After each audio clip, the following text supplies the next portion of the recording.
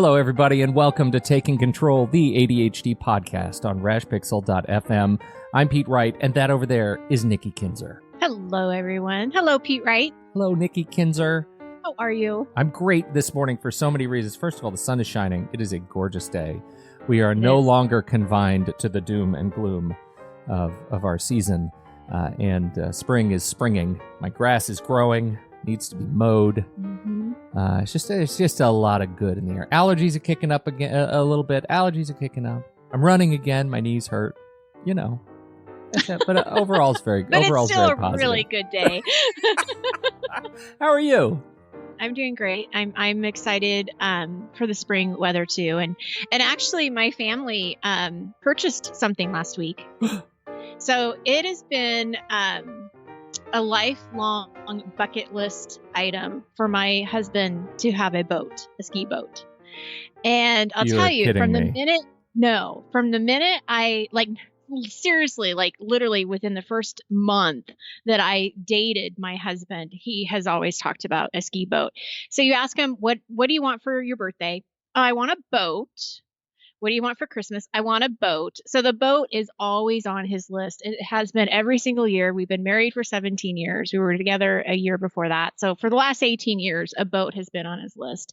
He grew up on the water, and it's his happy place. It's his peace. It's his place where he goes to find peace, right? And so you'll never find my husband happier than on the water.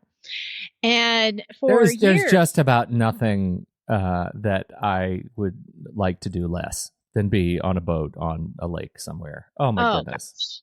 Not for him. Massive anxiety. Oh. Yeah, no, he loves it. And for years, we kind of would go back and forth on if we could afford it and should we do this, should we not do that. And very frugal, your husband. Very frugal. He is. And so we did it the smart way. We went to our financial advisor and, checked and asked out, them to buy you a boat. This? Okay. Oh, I see.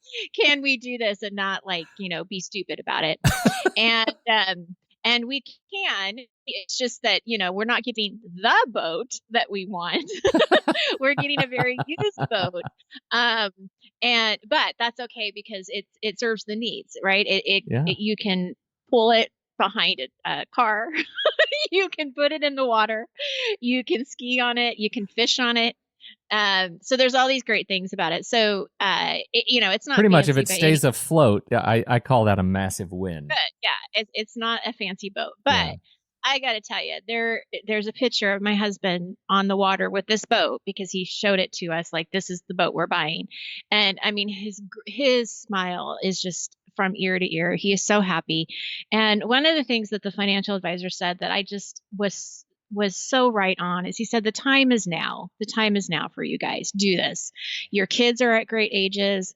Jaden my 15-year-old son can help my husband with the boat and towing it and helping him, because the point is why I want to share this story more than anything is my husband has MS and we don't know what his future is going to look like.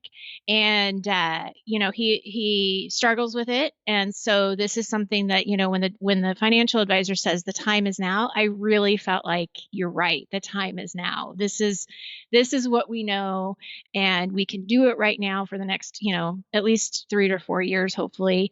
And, so we did it. So I was really just touched by the whole experience. Yeah. And so this weekend is the first weekend that we're going to be taking the boat out. And so Saturday, he's going to take the boat out with with my son and some of his friends. And then on Sunday for Mother's Day, it will just be the 4 of us. It'll just be the family. And it's going to be a time to celebrate. I'm really excited. What is the body of water? A lake. Just any random lake. I have no idea. You don't know. We live in the Eugene Springfield area in Oregon. There's lots of lakes around us. I don't know which one we're going to go to. So okay. Roll the dice. It's not like it's right down the street, but we have a river that's right down the street. But I don't think we're going to take the ski boat on a river. So. That seems like a horrible idea. Yeah. I don't care for it. Idea. Okay. Yeah. But anyway, it's a really touchy moment to see, somebody you love so much be able to check something off of their bucket list and and, just to do it, to just let's do this. Good for you. So Good for you. Good for him. I'm glad he's so happy. And stay away from any lake monsters or any sentient foams. And we won't be inviting you on the boat. It would be very dark. Obviously, you don't. I would be very grim. No, I would be not a good candidate. Oh, that's funny. So anyway, yes, that's well, what an appropriate way to start. We're talking about rewards today. We're talking about reward systems, and do rewards really work for ADHD? Maybe a leading question. I don't know. We'll have to find out. Before we dig in, head over to takecontroladhd.com. You can get to know us and the show a little bit better. You can listen right there on the website or subscribe to our mailing list, and we'll send you an email each time a new episode is released. Oh, and we just updated our privacy policy, so you can know exactly what we do with your email address. Look at how aware we are of the new European privacy stuff. We've done that. We're on top of it. We're on top of it. We are on top of this. You can connect with us on Twitter or Facebook at Take Control ADHD. And for those of you who have already done so, thank you so much for supporting this show and what we are trying to do here on Patreon. Patreon.com is such a fantastic way to support the creators that you love, the podcasts, the YouTube channels, the writers, the artists. It is a way that you can show them your love through just a small donation each month. We have our page up at patreon.com/the ADHD podcast, and every donation that you make helps us grow the show, continue to do things that we're trying to do to support and help support and contribute to the ADHD community. So thank you in advance, those who have already contributed. For those who haven't, if we've touched you in the last 7-8 years we've been doing this show, head over to patreon.com again /the ADHD podcast and join us. If you were to do that, you would be able to join us live and listen to and watch us on our YouTube live stream as we're recording the show each week. We really love it. It's one of my favorite things to do every single week. So thank you again for helping us out. Okay, rewards and ADHD. Nikki, where did this come from? Well, this actually came from the Patreon ADHD podcast Facebook group. It was a conversation that was being had. And, I went back to try to find it last night when I was prepping for the show today, and I can't find it. It's buried. It's buried in conversation. So I can't remember exactly how it got. Yeah, I know. Yeah. I can't remember exactly how it got started or exactly what was contributed. I just remember saying, oh, this would be a really good podcast idea. And they were all like, yeah, that's a great idea. So that's where it was inspired. And it was interesting because I actually threw the question out to the Facebook group and got some really great additional ideas to add to this podcast. So they are helping out with some of the solutions, which is cool. But before we get to that, I thought we could talk a little bit about why we would use a reward system, because it may sound a little weird to people, right? Because they're thinking, well, you use rewards for children, but why would you do it for adults? And that's what I think is important to understand, is that's how ADHD gets put into it all of a sudden. Because if you think about your ADHD, you are going to be naturally attracted to doing the things that you're most interested in.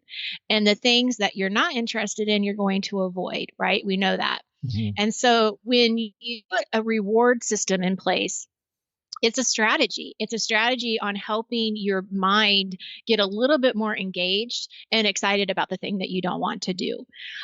So the reward can actually, again, help you get started, right? Because that's an executive function that we're struggling with.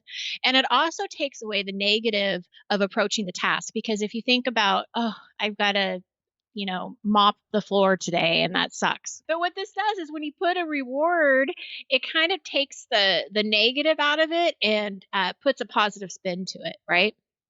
So that's a good thing. That's a positive thing. Rewards can also keep you motivated along the way, because if you know you've got the little carrot kind of dingled, as you're doing something, it'll keep you motivated to keep doing it.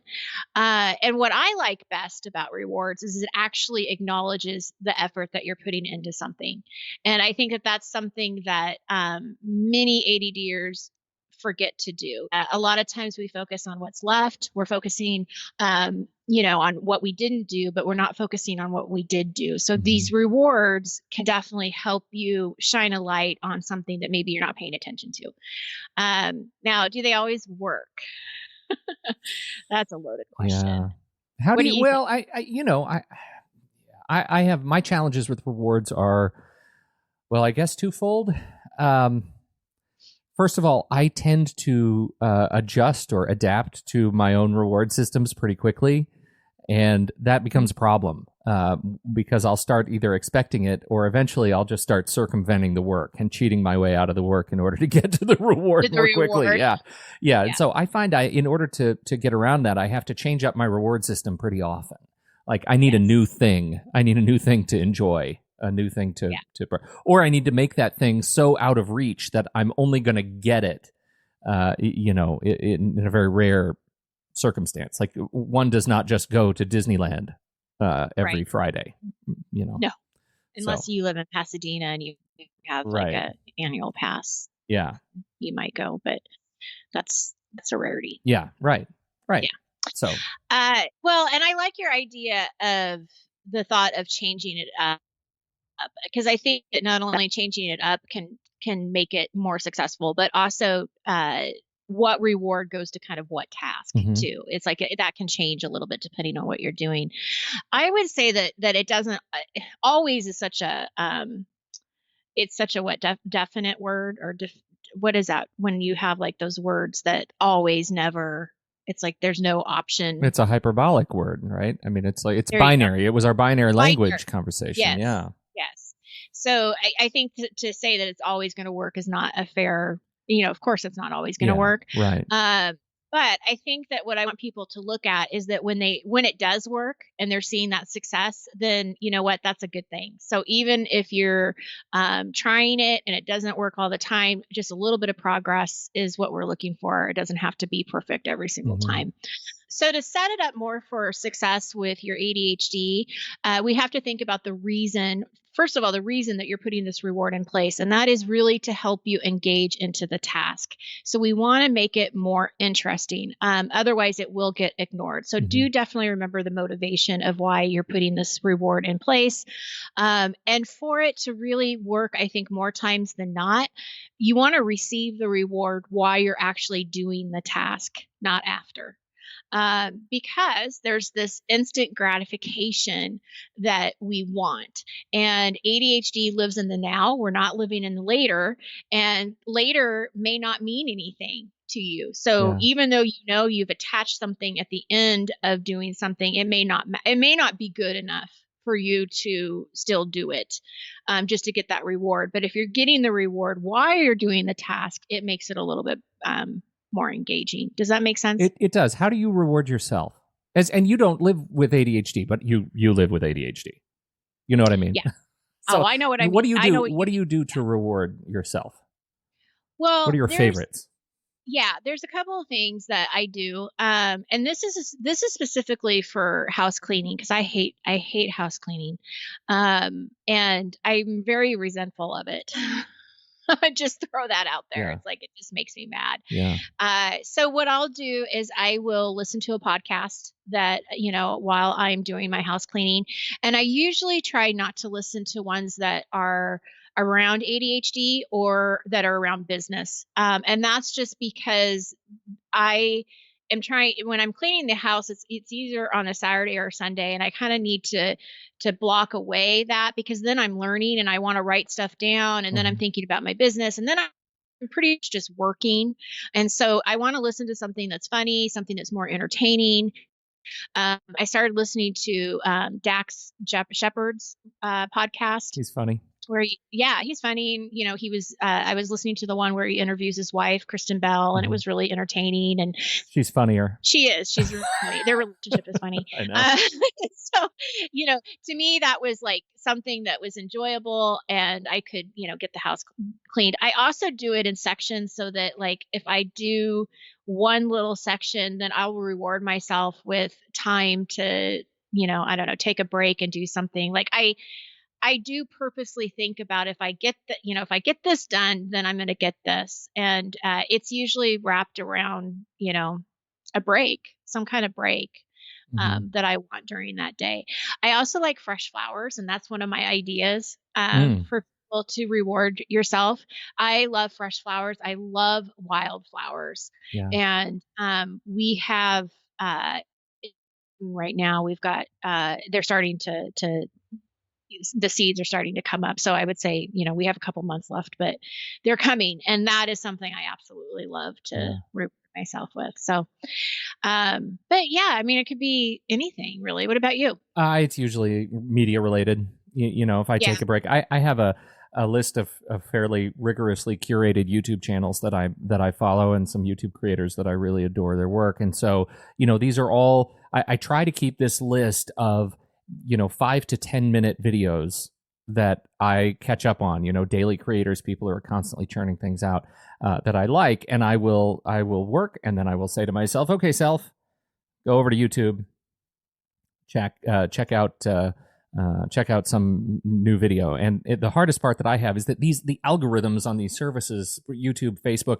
are ridiculously good at keeping you there, keeping you watching. So I have to turn off all the autoplay stuff, or else I just accidentally watch 2 or 3 of them, and then my whole day is burned. And so, I really try to keep it, keep it locked into just one, and I need it to stop. But I have this nice couch behind me that I go and I'll sit down on my couch, and I have this big screen on the wall that I can tilt, and then I'll turn my lights to something, really kind of nice and media related. And then all of a sudden I'm watching a video and I have 10 minutes where my context is totally shifted, right? Where I'm now in a totally different mindset, a different space.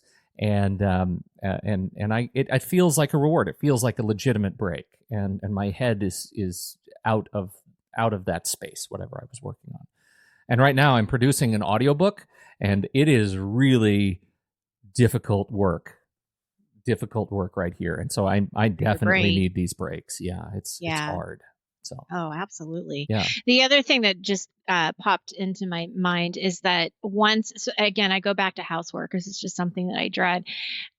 Once I get to a point where I feel like I've done enough, then I will take the rest of the afternoon and evening off without feeling guilty. Yeah. Like I'm just like, I'm done. Like I did what I needed to do, and now I'm going to go watch movies all night, and that's okay. Yeah, it makes a huge difference. I don't do that. I go through swings where I don't do that well enough, where the reward of not working, I lose the sort of the little dopamine push, right? That is, you've worked a long day. Right. It's enough to be done.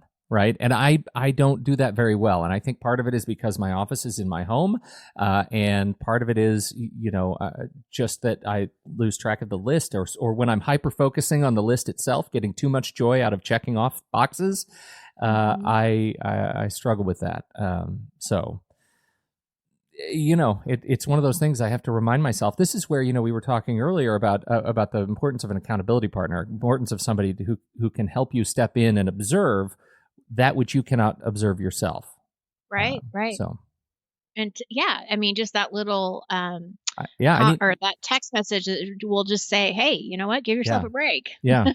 My wife does it. Usually I spend so much time with the headphones on, I can't hear what's going on outside my house. And so sometimes I'll get this little tap on my shoulder, and my wife comes in and says, so I'm going to start cooking dinner, and I would love your company. I have a glass of wine and ready for you. And so it's out on the counter, and she'll like lure me out of my office with it, and so it's very sweet. But I would like you to join me for dinner. You don't. She'll sweeten the deal. She'll say, I'm going to start cooking dinner, and I'll tell you what, you don't even have to do anything but sit down at the table and drink your wine and watch me cook. And that is a reward in and of itself, after the end of a busy day. So yeah, that's neat. Yeah. That's awesome. Well, so we got some great ideas actually from the Patreon group, because I asked for their ideas, like what are some things that help them with rewards, and I wanted to share some of the things that they said. And this actually, the first talk about is definitely in sync with wanting that instant gratification, like let's have that reward now. Mm-hmm. And she was talking about Gretchen Rubin, who, as the listeners know, I've talked about Gretchen Rubin before because she's the author of The Happiness Project. Yes. And love her work. And so it says, let's see. Gretchen Rubin writes about the concept of rewards or treats in Better Than Before. In my opinion, the best rewards are those that are built into the habit or task. So, for example, the reward for exercising is better health, increased energy, or the reward for tidying up is satisfaction of being orderly. It's best to avoid rewards that can defeat or sabotage a goal, like overindulging in food or shopping. And rewards are such a personal thing that I think people should experiment with what drives their productivity. One of the things that on that point, a reward that I guess I'm trying to connect 2 points here, and I hope I do it okay. I tell you, I have trouble stopping work, and I need an accountability partner to come and tell me, hey, it's time to stop gently. It's time to move forward. And one of the things I noticed, particularly when writing, and I can't remember where I got this. It was Charles Dickens or Edgar Allan Poe or maybe Stephen King on writing, his book on writing, which was brilliant. The trick is to always stop when you know what the next sentence is that you're going to write. Like when you know what the next beat is, but you haven't written it yet, always end your session then, because you'll come back to it in a place where you're energized. And so, we've talked about the book that I'm now editing. That's exactly what I tried to do, tried to instill this new habit, which is I know what I'm doing. I know what I'm doing next, but now's a good time to stop because I'm confident in what I'm going to write next. I'll be able to stop, or I should say, I'll be able to start, with some fluidity, with some motion. It won't be hard to start. So I've been trying to do that with work too, right? Like if I'm in the middle of a project, I might try and stop at a point where I know what the next thing is that I need to do, but I can start tomorrow morning, right? I can start, I know what it is. I'll be able to jump in motion. And the act of stopping, but having confidence that I know what I'm going to do next it's a real, it's a nice boost. So my question for you then is, do you remember like where to start now? Like, do you remember what you were going to write? Like, is there any issue with forgetting? Oh God, I would absolutely forget if I didn't write it down. No, I put it in. Okay. So yeah, you no, write I make a it note. down, I make a and note. then you Yeah. read. Yeah. Start with, and just a couple of words. And then when you come back. Yeah. Okay. Yeah. No, I would be a basket case if oh my God, no, I would always forget. Always forget. Now with work, it's actually easier because I already have the tasks broken down in Todoist in this case. So I know where I'm going to start next because it's already there. Like I see it. But no, with writing, I would forget. I have to make a note. This character does this thing. So, yeah. Okay. Right. That's a great question. I would be because I paralyzed. just know in my own writing, like if I get into the groove of something and then I think I like what you're saying is I know what the next sentence is going to be, or I know what my next point is. Mm-hmm. If I was to leave, I would be so afraid that I would lose it. So, but you're saying no, you're still writing it down. Just make a note. You write it down. You're just not. It makes it easier. Yes. To come back in. I'm going to try that because I had some writer's block last week with. I do a blog post about once a month, not much because I focus most of my content on the podcast, mm-hmm. right? Mm-hmm. This is my number one priority, but I do like to write, I think. I don't know. Last week I didn't like to write, but it was really hard. But I'm going to try that next time because I think that might make it a little bit easier. Yeah. To get started again when you're not just, when you haven't just written one thing all together. So it takes practice. It really takes practice, right? To do that and start feeling good about it. But I noticed at the end of this, when I finished the first draft of the book, I was feeling really good. I was feeling really good about just the rhythm that I was able to get into. And I experienced that sort of paralytic of writer's block far less. And I just sort of changed the language in my head. Like, I think I got this from the Chicago Sun-Times writer, Andy Anatko, who says, there's no such thing as writer's block when you're a professional writer, content creator. There's just crappy writing. Like it's possible that you just have to keep writing and not be very happy with it. But if you're paid to create, you still have to do it. And I've always liked that. I mean, there's a certain bit of suffering involved in the craft, but there's suffering involved in every job. Right. So. Good. Yeah. All What right. else? Well, I have some more ideas. Yeah, let's talk about it. A sticker chart is something that a couple of my clients have used in the past. One in particular uses it as here's your tasks that you're going to do Monday through Friday. And then every time she does it, she puts a sticker on there so she can see, what her progress is and what's been done and not done.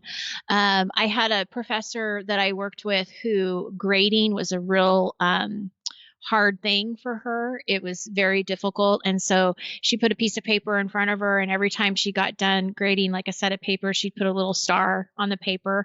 And so so this paper of stars was starting to accumulate. And so there's that little bit of dopamine that comes up that's, hey, look at, good job. Yeah, like you right. visually see you know, that you're doing something. I think people underestimate the power of things that ultimately, or that might otherwise be considered childish, right?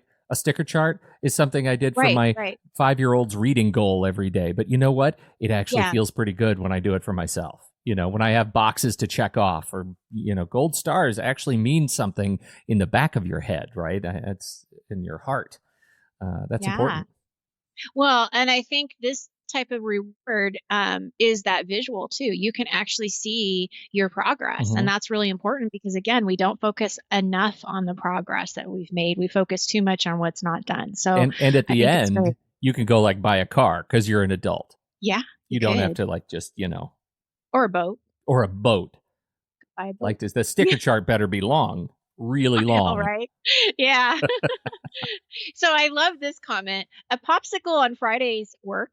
Yep. It's awesome. Like, who doesn't like a popsicle? Right? Again, sticker charts and popsicles. It's great. I'm all in. Yeah. All in. Next comment, she says it varies. Sometimes it's a walk. Sometimes it's a show I like, which is kind of like me. That's what I tend to do. Sometimes it's coloring.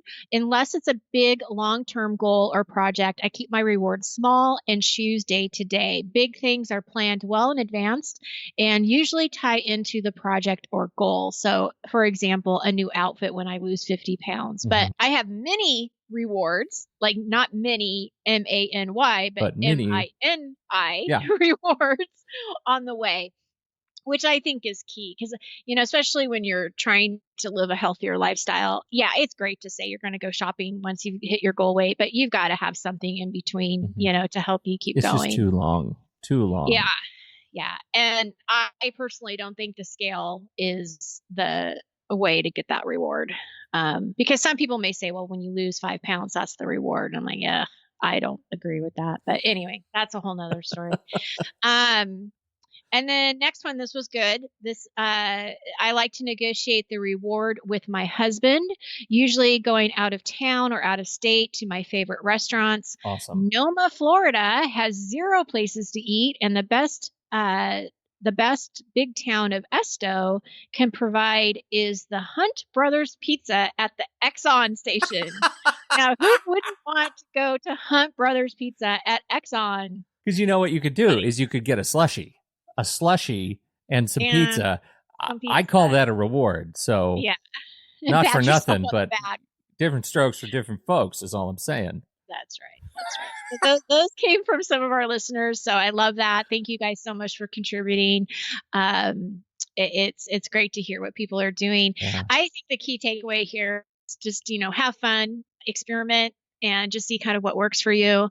There was another comment that somebody had said, well, I forget about the rewards. I forget to do the rewards. And I think that that's actually probably more common than not. And so I would encourage people to think about, what are some of the things that might motivate you, write those down, have them in front of you, and keep practicing and seeing what works. I think we did talk about this when we talked about organizing your strategies. There's a podcast, we'll have to find it and put it in the notes, show notes, about how to kind of organize all of the different ADHD tools and strategies that you learn. Having a place you can go when you need it, something, maybe you're struggling with something and you can go to this one place and say, okay, look, this worked and this this was a good idea. And that's something that I would encourage the rewards to go into, is some kind of your ADHD toolbox per se, because, that is something that could easily get forgotten, and we want to keep that in front of you. Front of mind. Keep it on a whiteboard right in front of your computer. Things that you like to do with yourself. This is great. For me, it's that rewards do work, but it, again, like all of this stuff, especially with ADHD, it takes practice to build these habits. And it's weird to even say that it takes practice and intention to treat yourself well, right? Like this is a calorie burning event, is treating yourself well and doing it without shame and judgment that you haven't done enough. And be kind to yourself. That's right. Be kind to yourself. There you go. All right. This is great. Thank you, everybody, for downloading and listening to this show. We sure appreciate your time and your attention. On behalf of Nikki Kinzer, I'm Pete Wright, and we'll catch you next time right here on Taking Control, the ADHD podcast.